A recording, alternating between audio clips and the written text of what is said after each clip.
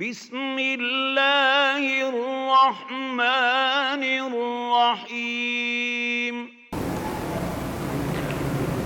Bismillahirrahmanirrahim. Assalamualaikum warahmatullahi wabarakatuh. Alhamdulillahi hamdan katsiran tayyiban mubarakan fi kama yuhibbu rabbuna wa yarda. Ashhadu an la ilaha illallah wahdahu la syarika lah wa ashhadu anna Muhammadan abduhu wa rasuluhu la nabiyya ba'da. Ya ayyuhalladzina amanu taqullaha haqqa tuqatih wa la tamutunna illa wa antum muslimun. Puji serta syukur senantiasa kita panjatkan kehadirat Allah Subhanahu wa taala di atas segala rahmat dan juga limpahan karunia yang telah Allah curahkan kepada kita. Mudah-mudahan kita menjadi hamba yang bersyukur, yaitu dengan menempatkan semua nikmat Allah pada tempat yang diridai oleh Allah Subhanahu wa taala.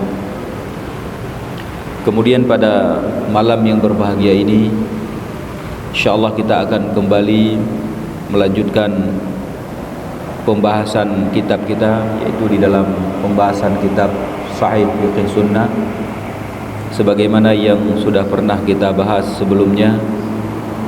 Mudah-mudahan Allah Subhanahu wa taala memberikan kepada kita kemudahan di dalam menuntut ilmu, dan juga semoga Allah Subhanahu wa taala memberikan kepada kita keikhlasan serta memberikan semangat dan juga memberikan kepada kita waktu luang untuk tafaqquh fid din, dan juga kita hendaklah senantiasa menjadikan menuntut ilmu ini adalah sesuatu yang utama di dalam hidup kita, bukan hanya sekedar mengisi waktu kosong atau karena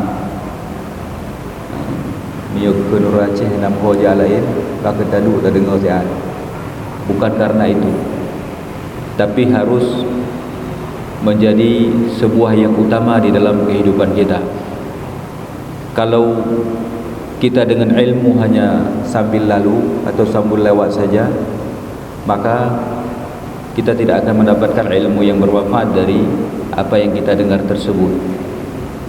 Karena memang para ulama sudah menyebutkan, sudah menyampaikan bahwa di dalam menuntut ilmu kita harus memiliki keseriusan dan juga harus mengkhususkan waktu untuk menuntut ilmu. Jadi bukan hanya sekedar untuk mengisi waktu kosong, bukan, harus memiliki tujuan dan juga mengkhususkan waktu untuk itu. Sehingga salah seorang ulama mengatakan, innal ilma la yu'tika ba'dahu hatta tu'tiyahu kullaka. Sehingga sebagian ulama mengatakan ilmu itu tidak akan menyerahkan dirinya kepadamu sebahagian saja, sehingga kamu harus menyerahkan dirimu sepenuhnya untuk ilmu, baru kamu mendapatkan sebahagian dari ilmu. Jadi sikap kita dengan ilmu harus kita utamakan, harus kita fokus, dan juga kita tentukan satu waktu memang untuk kita menuntut ilmu di dalamnya. Maka mudah-mudahan kesempatan malam ini kita jadikan sebagai kesempatan untuk kita sama-sama menuntut ilmu, mendengar dari apa yang sudah dituliskan oleh para ulama di dalam kitab Sahih Fiqh Sunnah ini. Kemudian untuk malam ini insyaallah kita akan kembali memulai membaca kitab ini dari pembahasan salatul duha, salat duha. Dan sebenarnya di mana kita berhenti terakhir, kita mungkin semuanya sudah tidak ingat lagi karena sudah terlalu lama. Kira-kira di sinilah kita mulai. Dan kalau terulang juga ada manfaatnya insyaallah sebagai pengingat untuk kita semuanya. Nah, maka kita memulai pembahasan kita malam ini insyaallah dari pembahasan salatul duha. Ad-duha indal fuqaha'i ma baina irtifa'i syamsi ila zawaliha. Adapun yang dimaksud dengan duha menurut para fuqaha adalah waktu antara naiknya matahari dari ufuk timur sampai zawal. Itu namanya waktu duha. Berarti waktu duha ini adalah waktu yang panjang. Semenjak dari matahari terbit dan juga meninggi di ufuk timur seukuran satu anak panah atau lebih kurang 1 meter dari permukaan bumi, dan berakhirnya sebelum zawal, yaitu sebelum matahari condong ke arah barat atau menjelang matahari sampai di tengah-tengah langit. Itu waktu duha. Maka di antara waktu ini, orang yang ingin melaksanakan salat duha maka boleh untuk melakukannya. Boleh untuk melakukannya di antara batas waktu ini. Kemudian fadlu salatid duha, keutamaan salat duha.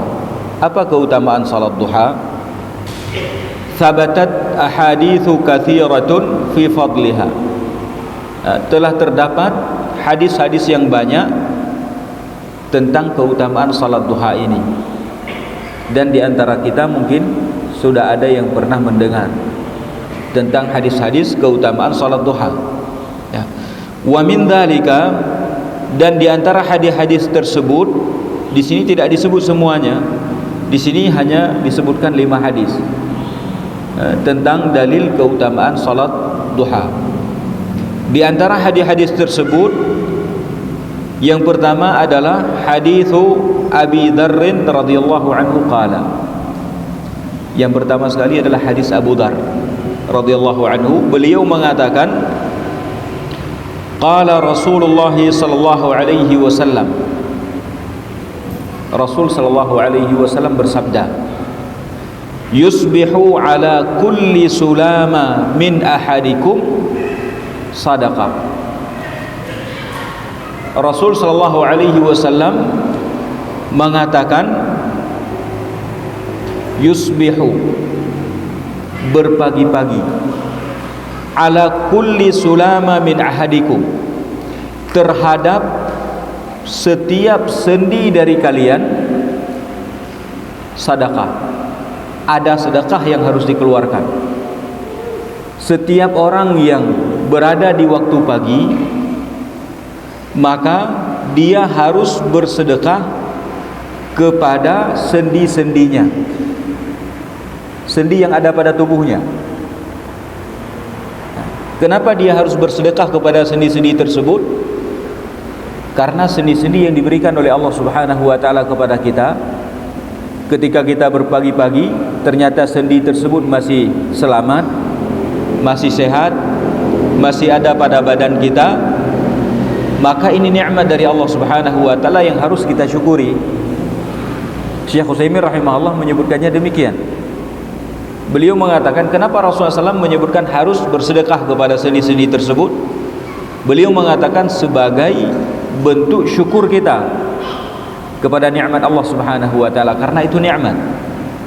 Maka kita bersyukur, yaitu dengan bersedekah. Kata Rasul harus bersedekah setiap sendi. Dan sendi yang ada pada badan anak Adam, kata Rasul, ada 360 sendi. Di badan kita ini Rasulullah SAW menyebutnya ada 360 sendi. Mungkin kalau kita coba menghitung dapat apa tidak dapat, tapi yang disebutkan oleh Rasul itu pasti, enggak mungkin bohong. Rasul mengatakan ada 360 sendi. Berarti setiap pagi kita harus bersedekah 360 sedekah. Harus bersedekah 360 sedekah. Fa kullu tasbihatin sadaqah. Kemudian Rasul sallallahu alaihi wasallam mengatakan, setiap tasbihah, yaitu ucapan subhanallah, itu sedekah kata Rasulullah SAW. Ya. Wa kullu tahmidatin sadaqah, dan setiap ucapan alhamdulillah itu sedekah. Wa kullu tahlilatin sadaqah, dan setiap tahlil yaitu ucapan la ilaha illallah itu sedekah kata Rasul. Wa kullu takbiratin sadaqah, dan setiap takbir yang diucapkan oleh seseorang itu sedekah. Wa amrum bil ma'ruf sadaqah, amar ma'ruf itu sedekah. Wa nahyun 'anil munkar sadaqah, kemudian mencegah kemungkaran itu juga sedekah kata Rasulullah SAW. Wa yajzi'u min dzalika rak'atani yarka'uhuma min ad-duha, dan semuanya itu kata Rasul cukup dengan 2 rakaat salat duha. Berarti salat duha ini bisa menutupi sedekah 360 sedekah 2 rakaat. 2 rakaat salat duha kata Rasul itu mencukupi untuk menutupi 360 sedekah. Bagaimana kalau orang salat 4 rakaat? Bagaimana kalau salat 6 rakaat? Maka hadis ini menunjukkan kepada keutamaan salat duha, menunjukkan kepada ganjaran bagi orang yang melaksanakan salat duha ini, memiliki ganjaran yang besar. Kemudian di hadis yang kedua, wa an Buraidah radhiyallahu anhu anna Rasulullah sallallahu alaihi wasallam qala. Di dalam hadis yang kedua, hadis dari Buraidah radhiyallahu anhu, bahwa Nabi sallallahu alaihi wasallam bersabda, fil insani sittuna wa thalathumiyah mifsal. Rasul sallallahu alaihi wasallam menyampaikan, pada anak Adam, pada manusia kata Rasulullah SAW ada 360 sendi. Dalam hadis ini Rasul menyebutkan sendi kita berapa. Rasul mengatakan pada manusia ada 360 sendi, yaitu bagi orang yang anggotanya lengkap. Ada 360 sendi. Alaihi an yatasaddaqa ala kulli mifsalin minha sadaqah. Wajib baginya untuk bersedekah terhadap setiap sendi satu sedekah kata Rasul. Setiap sendi kita wajib kita bersedekah satu sedekah setiap hari. Berarti 360 sendi 360 sedekah. Itu wajib kata Rasulullah SAW. Setiap hari wajib kita lakukan ini. Qalu, kemudian para sahabat bertanya kepada Rasulullah SAW. Para sahabat berkata setelah mendengar ucapan Rasul ini, mereka bertanya kepada Rasul, famanil ladzi yutiqu ya Rasulullah. Mereka bertanya, ya Rasulullah, siapa yang mampu bersedekah sekian setiap hari? Siapa yang mampu untuk bersedekah 360 sedekah setiap hari? Kalaulah satu sendi 1000, berarti 360.000. Kalau sebulan sekali mungkin mudah, tapi kalau setiap hari, ini Rasul mengatakan setiap hari. Setiap hari. Kalau 1 bulan 30 hari, berarti sangat banyak yang harus disedekahkan. Maka para sahabat ketika Rasulullah SAW menyampaikan harus bersedekah, mereka terbayang bersedekah dengan harta. Bersedekah dengan harta, maka mereka bertanya, siapa yang mampu wahai Rasul? Kalau setiap hari orang harus mengeluarkan 360 sedekah. Ya. Qala, kemudian Rasulullah SAW memberi jawaban untuk menyampaikan tentang makna dan juga cara bersedekah. Untuk semua orang mampu bersedekah. Orang miskin, orang kaya mampu untuk bersedekah. Caranya bagaimana? Rasulullah SAW mengatakan an-nukhamatu fil masjidi yadfanuha. Rasul yang pertama mengatakan ketika ada an-nukhama, ingus manusia di dalam masjid, lalu dia tanam ingus tersebut, yaitu dia menimbunnya dengan pasir supaya hilang, tidak nampak. Itu sedekah kata Rasulullah SAW. Pekerjaan itu bisa menjadi sedekah. Awish syai'u yunahihi 'anit tariq, ataupun sesuatu yang menyakiti dia pindahkan dari jalan. Itu juga bisa menjadi sedekah. Sesuatu yang mengganggu orang yang lalu lalang di jalan, kemudian dia pindahkan. Itu juga sedekah kata Rasul sallallahu alaihi wasallam.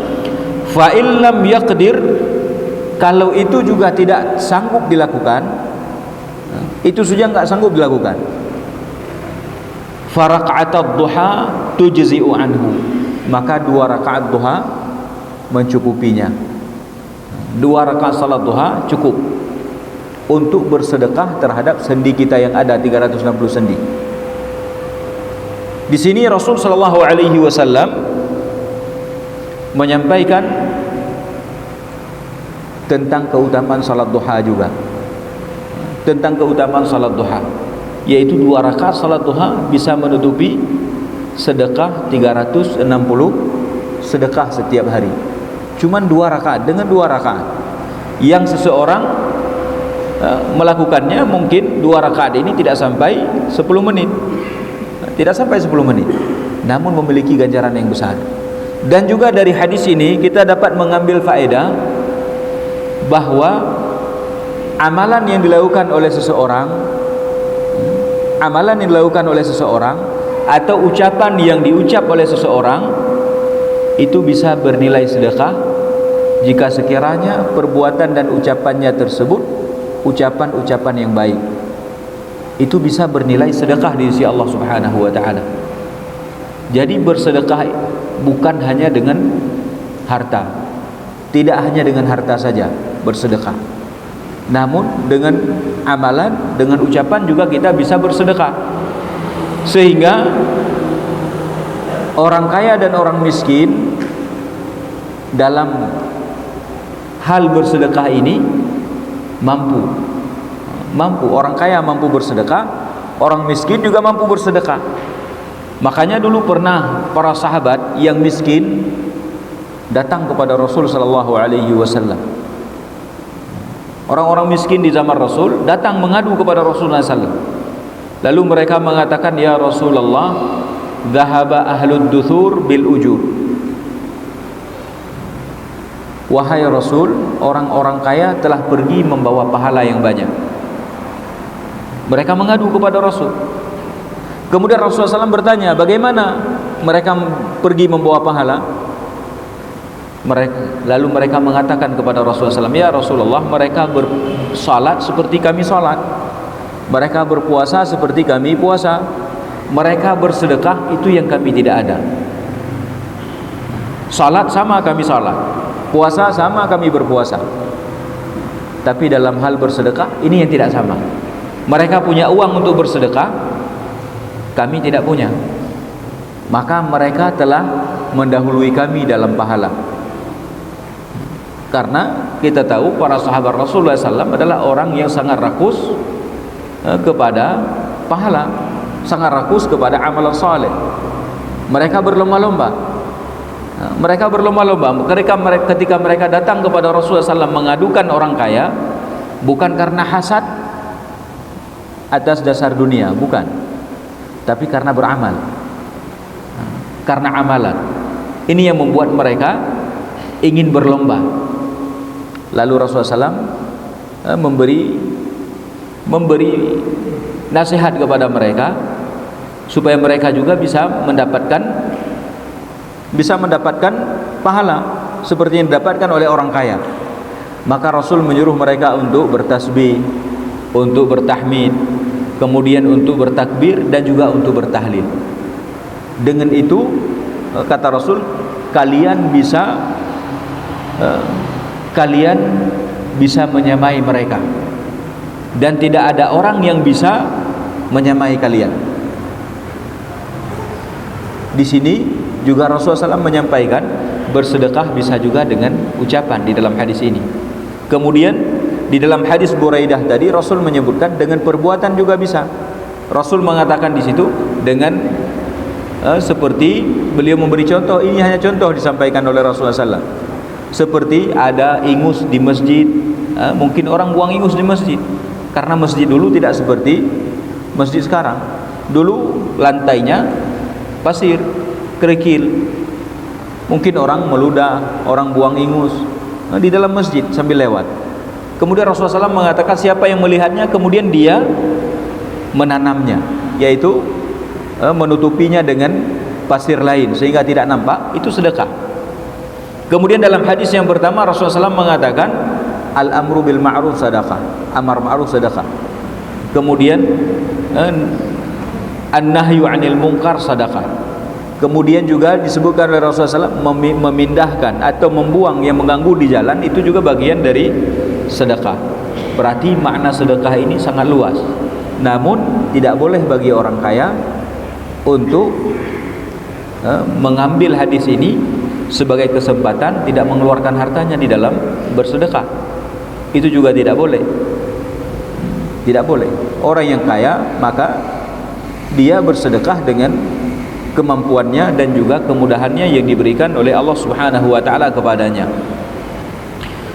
Kemudian setelah itu muallif kitab ini mengatakan wal haditsani yadullani ala 'idhami fadli salatid duha. Kedua hadis ini menunjukkan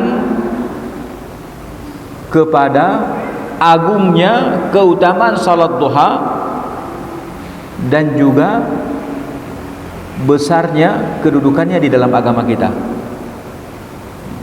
Kedua hadis ini menunjukkan kepada keagungan salat duha dan juga kedudukannya yang mulia di dalam agama kita.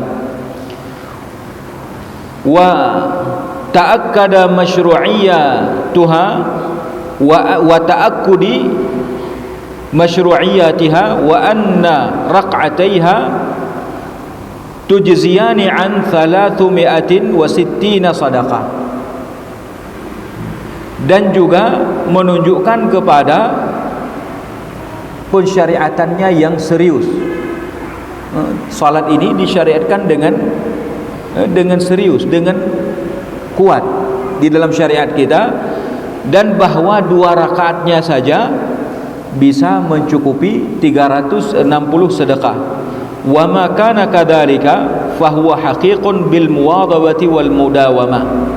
Maka kalau memang halnya demikian, maka salat ini sudah semestinya lah untuk kita rutinkan di dalam melaksanakannya dan juga kita melaksanakannya terus menerus. Jangan kita tinggalkan. Jangan kita tinggalkan salat duha ini. Karena waktunya pun waktu yang luas. Kita tidak sanggup di awal pagi, bisa di tengahnya, enggak sanggup di tengahnya, bisa di akhirnya sebelum zuhur, masih ada kesempatan untuk melakukannya. Maka hendaklah kita memperhatikan salat ini. Dan salat duha ini sedikit orang yang mengerjakannya, karena waktunya memang pas waktu manusia sedang sibuk. Kan waktu duha ini waktu orang sedang sibuk. Semua kita sibuk pada waktu ini. Yang mencari nafkah sibuk dengan mencari nafkahnya, yang bekerja sibuk dengan kerjanya, kemudian yang bermain sibuk dengan mainnya. Pokoknya penuh dengan kesibukan manusia pada waktu itu, pada waktu duha ini. Namun pada waktu inilah disyariatkan kita untuk melaksanakan salat 2 rakaat atau lebih dan memiliki ganjaran yang besar di sisi Allah Subhanahu wa taala. Kemudian yang ketiga, dalil tentang keutamaan salat duha. Wa an Zaid bin Arqam radhiyallahu anhu qala. Dari Zaid bin Arqam radhiyallahu anhu, beliau mengatakan, kharajan Nabi sallallahu alaihi wasallam ala ahli Quba.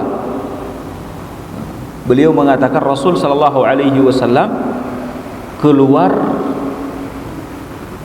ke ahli Quba, yaitu keluar pergi ke tempat orang-orang Quba, penduduk Quba. Wahum yusalluna ad-duha. Dan ketika Rasul sampai ke tempat tersebut, sampai ke Quba, Rasul mendapati mereka sedang salat duha. Orang-orang Quba sedang salat duha. Faqala sallallahu alaihi wasallam.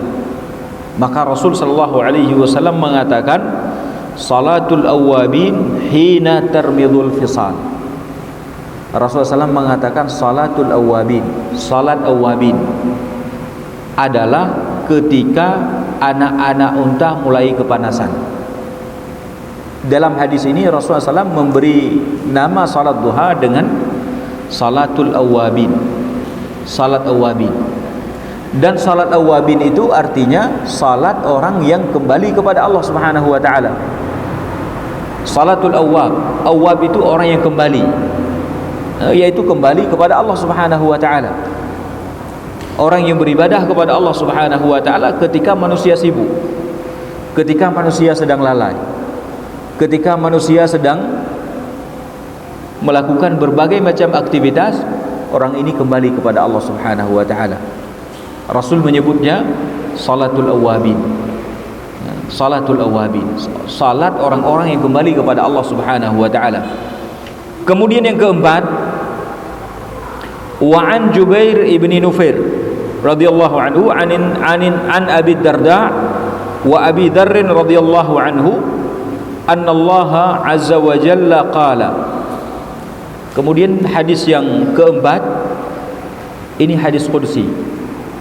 Hadis qudsi dari Jubair ibni Nufair, dari Abi Darda dan juga Abi Dzar radhiyallahu anhum, an Rasulillah sallallahu alaihi wasallam, dari Rasulullah sallallahu alaihi wasallam, anna Allah azza wa jalla qala.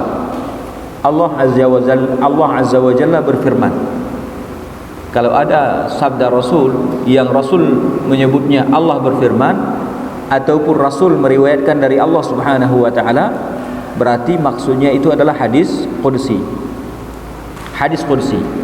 Nah, maka di sini Allah Subhanahu wa taala berfirman, Ibna Adam, wahai anak Adam.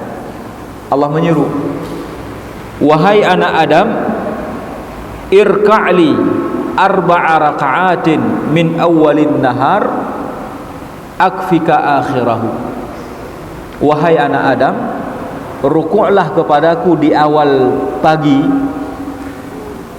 4 rukuk, 4 rakaat, niscaya aku cukupkan buat kalian akhirnya.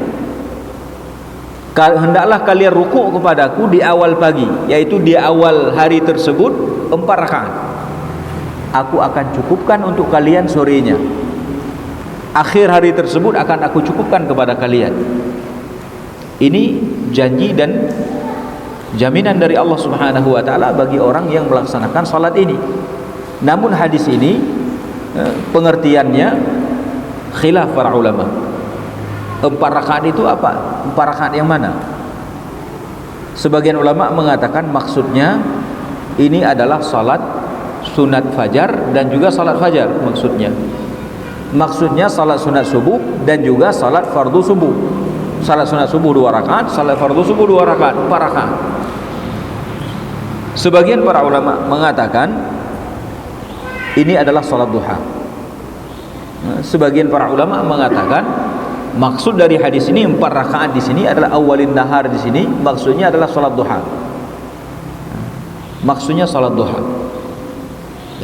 Dan hadis ini bisa maksudnya yang pertama dan juga bisa maksud yang kedua. Karena dua-duanya bisa masuk ke dalam pengertian hadis ini. Bisa masuk ke dalam pengertian hadis ini. Maka Allah Subhanahu wa taala memberi jaminan kepada kita, kalau kita melaksanakan salat duha di awal pagi 4 rakaat, maka Allah akan memberi jaminan kepada kita sore harinya. Dijamin oleh Allah Subhanahu wa taala. Dan jaminannya umum. Allah tidak menyebutkan tentang apa, umum. Akfika akhirahu, aku cukupkan buat kalian akhirnya, yaitu akhir hari tersebut dicukupkan oleh Allah Subhanahu wa taala. Allah memberi kecukupan, jaminan dari Allah Subhanahu wa taala dan janji Allah. Janji Allah, dan janji Allah itu tidak pernah tidak terjadi. Yang namanya janji Allah Subhanahu wa taala itu pasti terjadi dan pasti berlaku, karena janji Allah itu benar. Karena janji Allah itu benar. Allah mengatakan dalam Al-Quran, inna wa'dallahi haq, Sesungguhnya janji Allah itu benar. Ya ayyuhalladzina amanu, ya ayyuhan nasu, inna wa'dallahi haq. Sesungguhnya janji Allah itu benar. Fala taghurrannakumul hayatud dunya. Maka janganlah kalian ditipu oleh kehidupan dunia. Janji Allah itu pasti terjadi. Dan di dalam banyak ayat Allah Subhanahu wa taala menyebutkan kalau janji Allah itu memang benar. Maka apa yang terdapat dalam hadis ini benar. Benar adanya. Nah, kemudian yang keempat, yang kelima, yang terakhir, dalil yang terakhir terhadap keutamaan salat ini, wa an Abdullah bin Amr radhiyallahu anhu qala, dari Abdullah bin Amr radhiyallahu anhu beliau mengatakan, ba'atha Rasulullah sallallahu alaihi wasallam sariyatan. Rasulullah sallallahu mengutus sekelompok tentera, sariyah. Beliau mengutus sekelompok tentera, faghanimu wa asra'ur raj'ah. Maka tentera itu pun mengumpulkan harta rampasan perang dan kembali dengan segera. Mereka pergi dalam waktu singkat, mereka menang dan mereka mendapatkan harta rampasan perang yang banyak. Ya.